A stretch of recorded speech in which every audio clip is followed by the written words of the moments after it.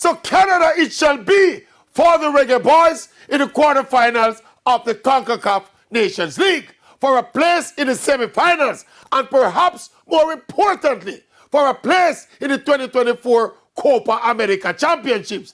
And enough dynamics at play here. Canada was the top team in the last World Cup qualifying series. They are currently the third-ranked team in CONCACAF, definitely the most improved team in the region. And now, Jamaica will have to topple Canada to get that invaluable South American experience and a chance to rub shoulders with the likes of Lionel Messi, Neymar, and Darwin Núñez on their way to their ultimate destination of World Cup 2026. But guess what? That is why Coach Jaime Hallgrimsson and his team were brought to Jamaica.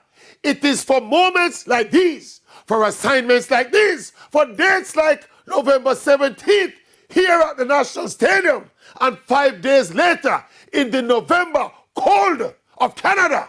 Those assignments right there will represent Coach Hallgrimsson's first genuine acid test. And the Maverick, wish him the best.